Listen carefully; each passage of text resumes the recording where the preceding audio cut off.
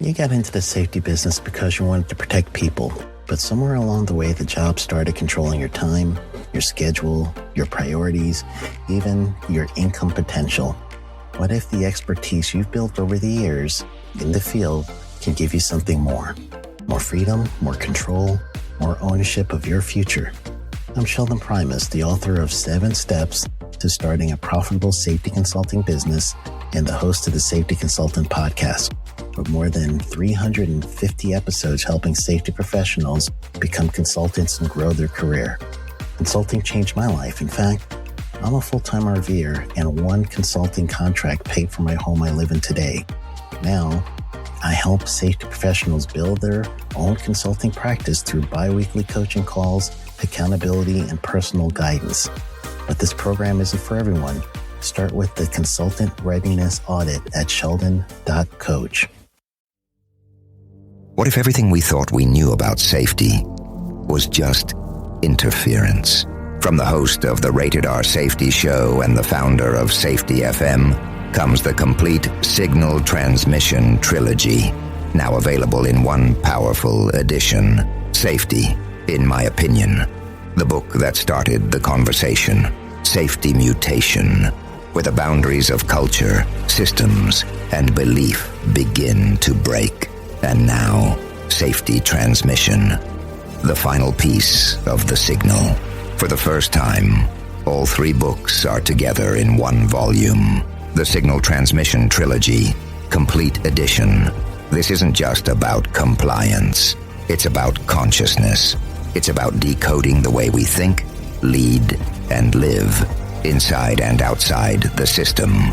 Whether you've been following the signal since the beginning or you're just now tuning in, this is the version to own.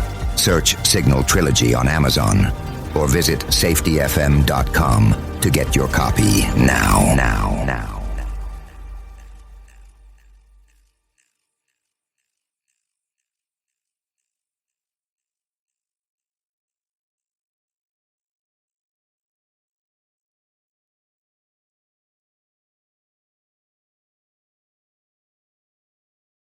You got into the safety business because you wanted to protect people, but somewhere along the way the job started controlling your time, your schedule, your priorities, even your income potential. What if the expertise you've built over the years in the field can give you something more? More freedom, more control, more ownership of your future.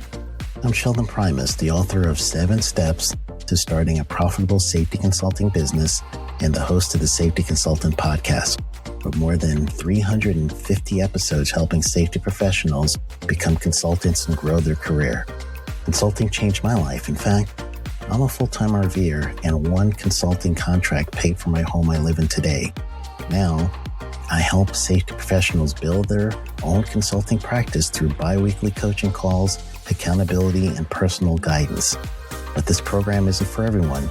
Start with the Consultant Readiness Audit at sheldon.coach. What if everything we thought we knew about safety was just interference? From the host of the Rated R Safety Show and the founder of Safety FM comes the complete Signal Transmission Trilogy, now available in one powerful edition. Safety, in my opinion, the book that started the conversation. Safety Mutation, where the boundaries of culture, systems, and belief begin to break.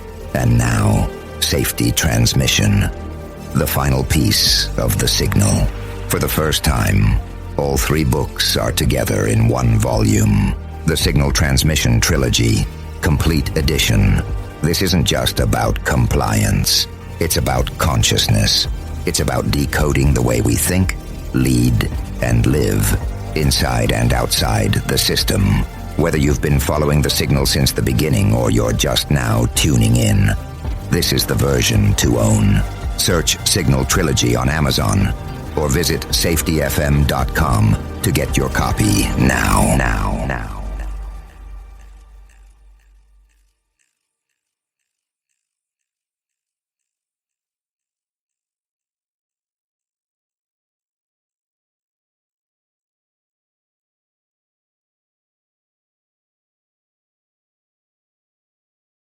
It begins in Orlando, Florida, and travels steadily to the west, beaming across North America and planet Earth and into your head. The world of safety never stops. And now, the Safety FM podcast and broadcast with Dr. Jay Allen. This episode of the broadcast and the podcast is brought to you by Arrow, the next generation error reduction and mitigation system. For more information, go to arrowhp.com. Well, hello and welcome to Safety FM. This is Jay Allen. How are you doing this week? Man, November has come to us so quickly. I was not expecting this right out of the bat. Boom. And I feel like we're almost there towards the end of the year. So how are things going in your neck of the woods? Here at Safety FM, we are doing extremely well. Still broadcasting and podcasting as much as possible, and we're always trying to bring to you people that we're finding out there on the safety scene, and also bringing new podcasts your direction, and I'll hint at that a little bit later on. But today we have the pleasure of speaking with Jason Lucas. Now, are you familiar with Jason Lucas? Jason Lucas is the host of the Social Media Safety Minute. Now, if you go onto LinkedIn and you look at people that are influencers inside of the safety space, from a social media standpoint, you'll find Jason Lucas on there. And he frequently releases videos where he ties in lyrics to songs as he ties into his Social Media Safety Minute. So it is my privilege to introduce to you Jason Lucas on today's episode of Safety FM, the flagship show. Well, let me start with the question that I ask most people. How did you get involved in this arena of safety? How did the whole journey start for you? Well, I was in the oil and gas industry, and I was a project manager over hydroblasting, chemical cleaning, vacuum truck work, that type of thing. And I had a friend that really didn't like to tighten his leg straps on his harnesses very much. Felt like that was an uncomfortable thing for him, and fell from a structure while wearing a harness, and it slipped over and caught him in a very private area. And I can recall some screams that I heard that I really can't unhear, and realized that, I could probably help in the safety realm just a little bit and hopefully prevent something like that from occurring to somebody else. And so I went to the ownership of the company that I was working at the time, and I asked them if I could make a move out of project management and into safety. They thought it was a great idea. I jumped right in with both feet and just started moving in the safety realm. That transferred over to consulting, and that transferred over into the crane world and into the world I'm in now. So it's just been a continuous movement from that point of making that decision to help protect others moving forward. So let me kind of backtrack here. What are we talking about year in regards of when this occurred, where these screams that you cannot unhear occur? Yeah, that was 20 years ago. Okay, so about 20 years ago. So let me ask, is at the time you have the incident that occurs to the friend, did he ever recover from what occurred? I mean, for the listeners are mostly gentlemen that actually take a listen here. This sounds pretty scary, I'll tell you. Well, yes, he survived and he recovered. He was half the man that he was before. Oh, that's terrible to laugh at, but I get you. But yeah, he made it. He's just a little different. And then some. So as the organization allows you to do the transitioning from operations into safety, did you struggle at the very beginning doing the transition? I know that sometimes it's difficult for operators to be able to interact with safety and vice versa. So how did that transition go for you at first? It was horrible. I'll be honest with you. I had such a safety cop mentality. I like to joke about being a safety ninja. And so I'd show up at job sites at 2 o'clock in the morning and look at them from one structure to another with binoculars. And I'm going to see how they're really working when safety's not around, because, you know, they're different when I'm around, because I was different when the safety guy was around. So naturally they have to be as well. And I'm going to catch them. And that, as I'm sure you're aware, was not the best way to be a safety guy. Safety cops are usually not the most effective in the safety realm. So did you set this up like a form of espionage? So they did not know that you were coming. So were you like camped out in regards of trying to get it set up for you to do the aha moment? Yeah, I was going to catch them. That was my mentality. I'm going to catch them. I'm going to see what they're doing when nobody's around, and I'm going to get them. And there wasn't really many coaching moments or mentoring moments in my career at that time. It was really about let's see what we're doing wrong. Let's fix what we're doing wrong, and they'll think twice the next time before they try to make that decision. Well, I will tell you, based on the social media safety minute that you have, this sounds entirely different from where you were to where you are now. So how does this transition start occurring from you going, okay, I'm going from the safety cop mentality to now it sounds like you're way more open in regards of the things that you're out there doing. So how does this transition start to occur? Well, I had a supervisor that was one of the guys that I would catch. And he took me to the side one day and he said, you know, Jason, if you would be willing to recognize some positive things every once in a while, you're probably going to get a lot better feedback from the people. If all you ever look for is negative, that's what you're going to find. If you look for some positive things too, you're going to find those as well. And you're going to find that our team is actually really good at what they do. They make some mistakes, but they're really good at what they do. And it made me take a pause for a minute and go, you know, maybe this guy's right. Maybe I am focusing too much on the negative, because that negativity would even come home with me. So, you know, once I started to realize that there's some good things to see, that kind of started that transition of moving into more of a safety coach mentality versus a safety cop mentality. Now, I had a long way to go, because I still needed to figure out how to talk to people and how to mold them into what they needed to be. And as time progressed, I started to realize that if you can kind of create a relationship with them on the front side, instead of creating an immediate safety cop and transgressor, you once that relationship is built, they'll actually start bringing safety issues to you. And that was when I started to realize, wow, this is great. I don't even have to catch them. Like, now that I have a relationship with them, they'll actually bring the issues that they're facing to me, and we could probably try to resolve them before an incident occurs. So how did you take that conversation from the supervisor when they originally approached you and said, hey, what if you start focusing on the positive? How did that interaction go? Because being the safety cop, as you worded at the moment, how did that go for you, and this person being able, number one, to have the guts to come up to you and say it? How did you take it?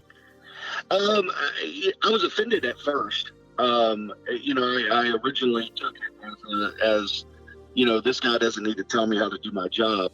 And then I realized I had a lot of respect for the supervisor. He had been in the business for a really long time. He was a guy that guys leaned on. He was a guy that people brought issues to, and he would bring them to me. And I realized that, you know, he probably knows more about this than I do, from the standpoint of just leadership as a whole. And, you know, so once I got past myself a little bit and got over my frustration, somebody trying to tell me how to do my job, I realized that the advice was good. And that took a few days. It wasn't an immediate thing. And I had to go back to this supervisor and thank him a few days later, because it was definitely not something I was thankful for in the very beginning. So how far are you in your safety path at this particular moment, and when this conversation occurs? How long are you into the journey? probably about 2 years into the journey at this point. So as they're looking at you going, okay, here you're kind of trying to do the aha moment, and all of a sudden you're transferring over, all of a sudden you're transitioning from one thing to the other on how the mentality is actually going. Are people buying into what you're selling at that particular moment, or is there still a struggle of how did this guy flip? Yeah, there was a lot of hesitation and a lot of lack of trust by the employees. And that lack of trust came directly from me. I created that issue, and it took a long time of trying to prove myself that I'm not looking for that aha moment, and really starting to try to focus on a bring it home safety mentality. So the way that I adjusted my conversations with the guys at that point was kind of like, hey, I see you're not wearing your safety glasses. Do you have kids? Well, yeah, I've got 3 boys. Oh man, really most important thing is your sight when you want to see your kids grow up, right? Well, yeah, absolutely. Look, I just noticed that you're not wearing your safety glasses. Would you mind putting them on for me? Because, more than anything, I want you to be able to see your kids grow up. And where we're at, there's a potential that you could injure yourself. So, and once they started to see that kind of shift, things started to change. And then they started to bring things to me, even, before they would bring it to that supervisor. So it was definitely a positive reversal. So as the reversal occurs and you start transitioning, are you very well endowed in regards of what's going on inside of the organization? So are you familiar with what they do? Because I understand that sometimes some organization bring in safety people and they might be a safety person as background, but they might not be familiar with, let's say, with what the organization does. So were you already familiar with the particular context of what they're actually doing at the time? Yeah, with that company at that particular time, yeah. Excuse me. Absolutely. I'd come up from a technician level up into supervision and then into safety. So I knew their job just as well as they knew them. I probably had done the same things that they were trying to do with me. Honestly, I was not a very safe guy in operations. I would cut a lot of corners. A lot of these guys knew that, and I think that was kind of some of that hesitation of seeing me as a safety guy, because a lot of them had worked with me when I wasn't a very safe guy. So yeah, but when you turn around and say, if you heard what I heard, you would definitely have a life-changing event. So did my friend over here. So you have to understand where I'm coming from. Absolutely. So now we're at 18. So you're still about 18 years from what you have going on right now. So you start doing the transition. Things are starting to look up and coming. How do you all of a sudden, so many years later, decide to come up with the social media safety minute? So how do you go from the stage of safety cop to where you are today, where you're making these great videos online? People are able to see what's going on, and you're able to give them kind of insider tips and things to think about. So how did you come up with this concept as you're going through this growth spurt of changing the way that you look at things? It was a transition from safety cop to safety coach to safety mentor. As I got more years underneath me, I realized that there was a lot of people outside of just the organization that I was working in that I could help, that I could mentor. And there was a lot of safety professionals that were just getting into the industry, and I wanted to teach and mentor from the mistakes that I had made, so that they wouldn't make those same mistakes. Maybe they could skip the safety cop side of things altogether, and they could go straight into a coach aspect. So I really wanted to draw that in. As time progressed, though, I realized that with social media becoming more and more of a thing, that there was a message that could go out to not just my organization, but it could go out to the world. And so then the idea was, let's start doing these really short videos to explain safety, but let's explain it in a simple way. Let's explain it in a way that somebody who's not even in the industry would understand the importance of why we would wear earplugs or why we would wear safety glasses, and just try to simplify the message as much as possible. And we'll be back right after this on Safety FM. Top Safety Speakers was created with the sole purpose of helping organizations achieve and sustain safety excellence. Top Safety Speakers is recognized as North America's most impactful provider of safety excellence speakers and facilitators. Sustainable safety excellence is not one-size-fits-all approach. That is why Top Safety Speakers have handpicked a wide selection of speakers who impact and empower safety culture and performance, developing leaders in inspiring workplaces for over 16 years. For more information, contact Top Safety Speakers at 866-494-0445. That's 866-494-0445, or go to topsafetyspeakers.com. And we're back with Jason Lucas from the Social Media Safety Minute. So as you're doing the simplification of the message and you're also getting more and more people listening to you and more and more people watching you, what's taking place now? Because I'm starting to see a lot of movement going on in social media. And I did notice recently that you and Abby Ferry made an announcement that you'll be doing a speaking engagement at the ASSP 2020 that's occurring in Orlando. So are you getting a lot of speeches that are coming out of this and a lot of times that you're able to present in front of people because of it? Yeah, and this will be the being a speaker or hosting a concurrent session at ASSP Safety Conference is kind of like a bucket list item for me. I've been going to that conference for a really long time, and I wasn't really sure I had anything to say. When I went last year, though, I determined that I was going to do whatever it took to teach a session.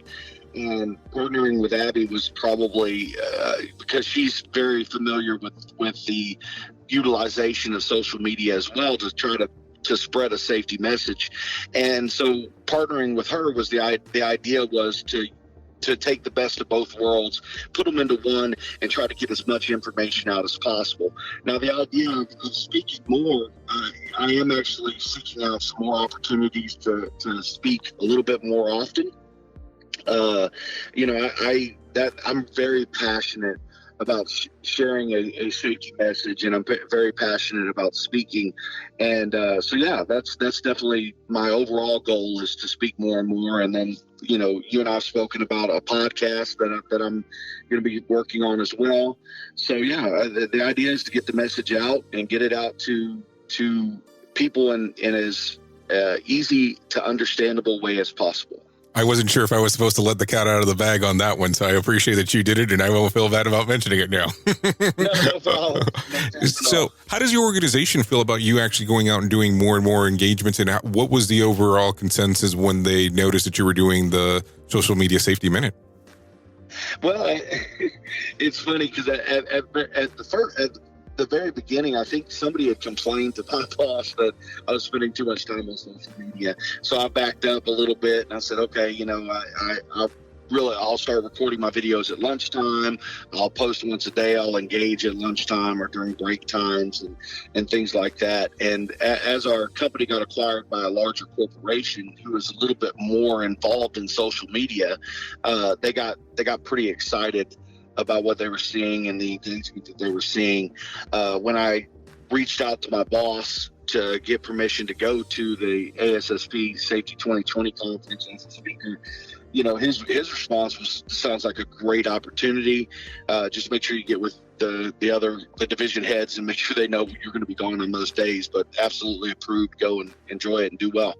So how do you look at this whole thing? Because let's just say really what it is. You are a celebrity or becoming a celebrity in the safety space. How are you adjusting to this? Because I know that it's a little bit different at first, especially when you're walking down the street and people recognize you and you don't recognize them, but they're recognizing you from the videos, which is a great thing. How do you react to that? It's funny that you say that because I can remember being at the conference last year, and I just really or earlier this year rather, and I just really started doing the Social Media Safety Minute content, and I'd really started trying to get more and more videos out there. And I can recall every year going to the conference and seeing people that I recognized from social media or from other speaking engagements, and it was just kind of like I'd go up and talk to them, and I could see them do the downward glance at my badge. So they could catch my name because they didn't have any idea of who I was. And this was the first conference that I went to when I went this year that I had to do the downward glance because people recognized me from the Social Media Safety Minute content. And I was like, oh man, that is just, it's really awkward. It's hard to do. And it was unique to have people go, hey man, you're the guy from the videos on LinkedIn, right? And I'm one of them. Of course, they've got me. I had a couple that confused me with another guy who's a bearded guy that does videos on LinkedIn, but that's okay. He's a good guy. But the way that I look at it is, as long as there's a message that's getting out there, it's okay if some confusion occurs from time to time, but also at the same time too, how do you feel about that your brand is going? Because this is what you're being known for at the moment, doesn't necessarily what you'll always be known for. So are you enjoying what's coming with it, the attention?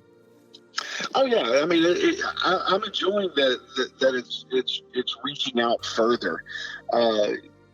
The idea, I don't want to be a celebrity. If I became a celebrity, I hope that I would handle that with a humble nature, and would be able to use that to mentor even further more and more people. But the idea of more and more views on these videos means that more and more people are getting that message. The hardest part for me right now is I've kind of taken a stance of adding lyrics to a song before every post, and I don't know where that started or why it started, but it's kind of become part of those social media safety minutes. So now one of the hardest parts is one, determining what I'm going to talk about, and two, what song lyrics am I going to use at the beginning of the post, and what emoji am I going to put in the corners.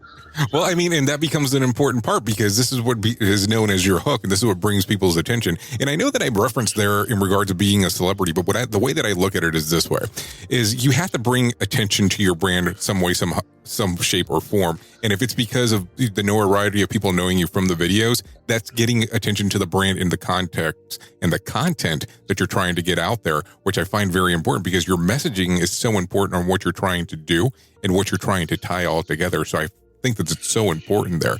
So how long ago would you say that you started doing the lyrics aspect of the videos?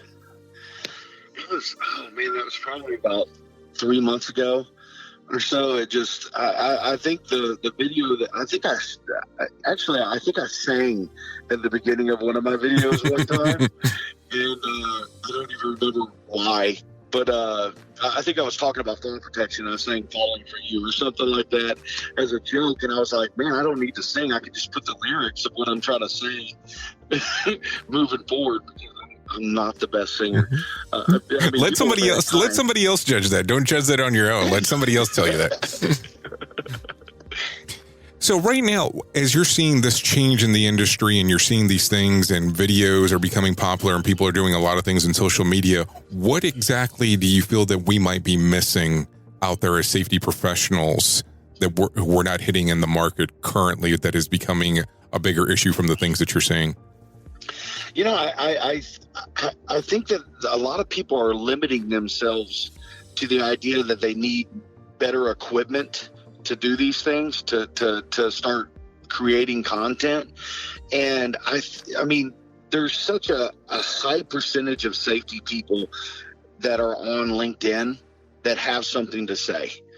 And they're not saying it because maybe they're shy in front of a camera, or maybe they feel like, well, I don't have a quality camera, so I'm not going to do this. And I think they limit themselves because they don't realize that a lot of this stuff is all being done on smartphones. Every one of my videos is done on a smartphone. I don't have any external cameras that I use. I think I use the Clips app on iPhone to get the captioning on the bottom.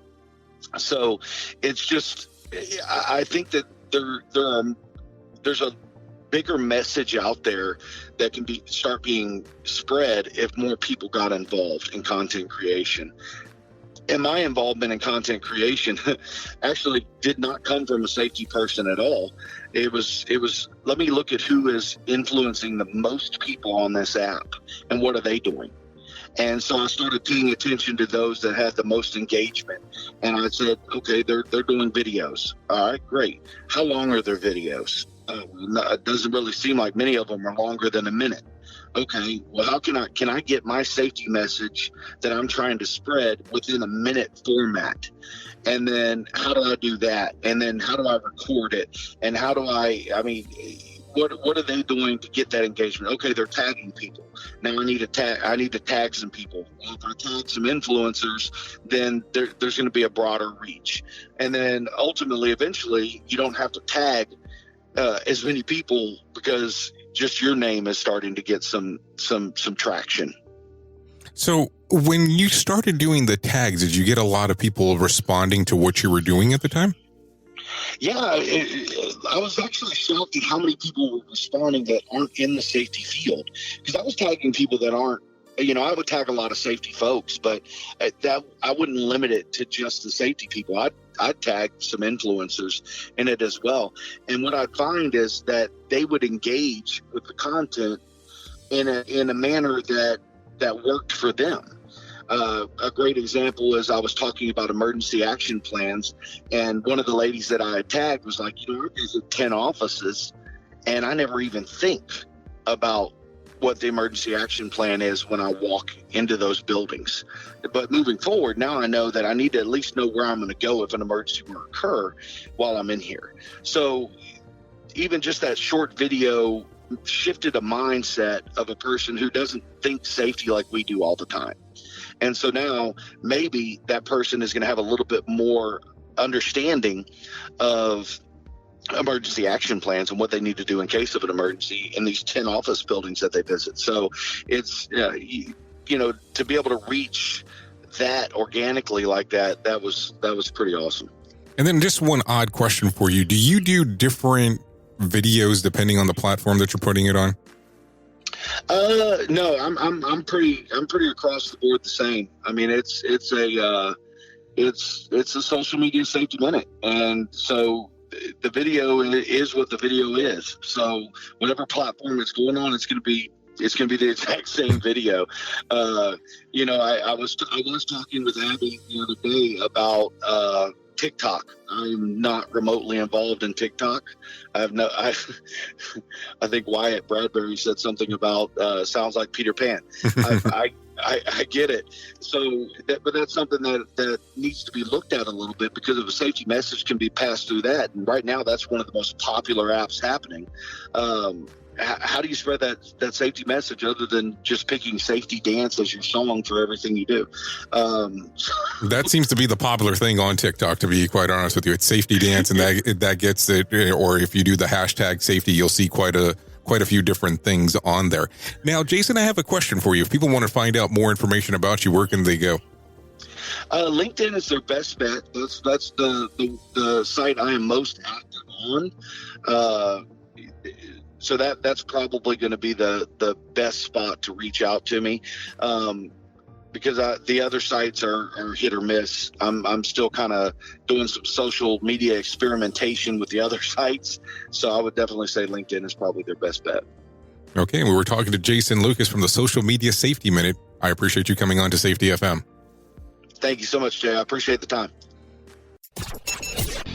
The views and opinions expressed on this podcast are those of the host and its guest and do not necessarily reflect the official policy or position of the company. Examples of analysis discussed within this podcast are only examples. They should not be utilized in the real world as the only solution available, as they are based only on very limited and dated open source information. Assumptions made within this analysis are not reflective of the position of the company. No part of this podcast may be reproduced, stored in a retrieval system, or transmitted in any form or by any means, mechanical, electronic, recording, or otherwise, without prior written permission of the creator of the podcast, Jay Allen. Enjoy the best safety shows on the planet on safetyfm.com. safetyfm.com. You got into the safety business because you wanted to protect people, but somewhere along the way, the job started controlling your time, your schedule, your priorities, even your income potential. What if the expertise you've built over the years in the field can give you something more? More freedom, more control, more ownership of your future. I'm Sheldon Primus, the author of 7 Steps to Starting a Profitable Safety Consulting Business and the host of the Safety Consultant Podcast, with more than 350 episodes helping safety professionals become consultants and grow their career. Consulting changed my life. In fact, I'm a full-time RVer, and one consulting contract paid for my home I live in today.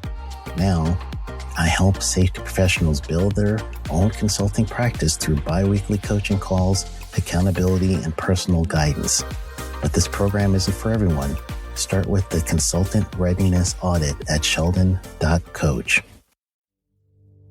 What if everything we thought we knew about safety was just interference? From the host of the Rated R Safety Show and the founder of Safety FM comes the complete Signal Transmission Trilogy, now available in one powerful edition. Safety, in my opinion, the book that started the conversation.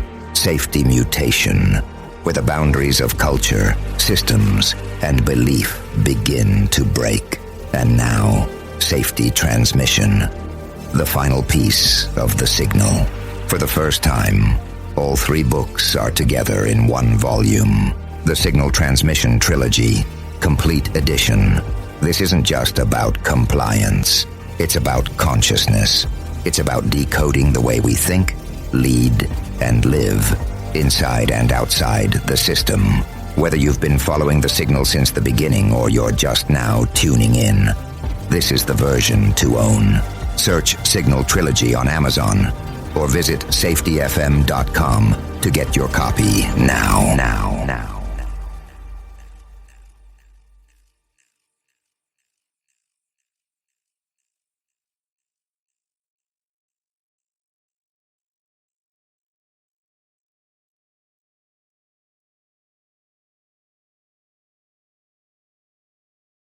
You got into the safety business because you wanted to protect people, but somewhere along the way, the job started controlling your time, your schedule, your priorities, even your income potential. What if the expertise you've built over the years in the field can give you something more?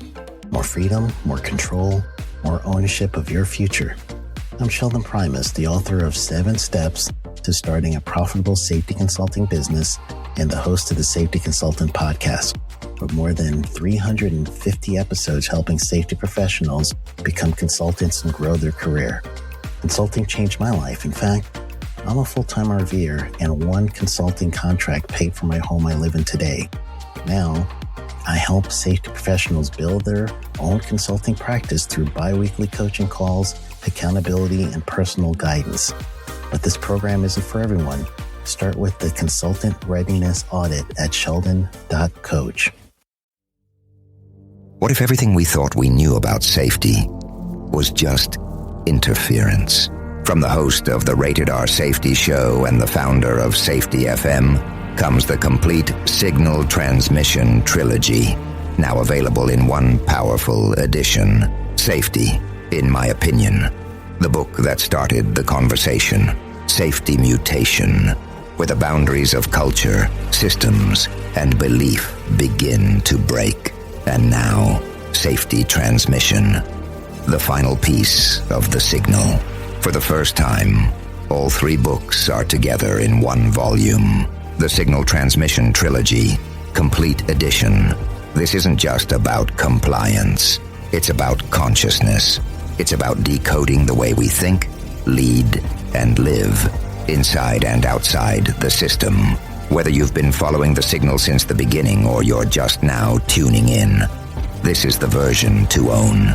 Search Signal Trilogy on Amazon or visit safetyfm.com to get your copy now.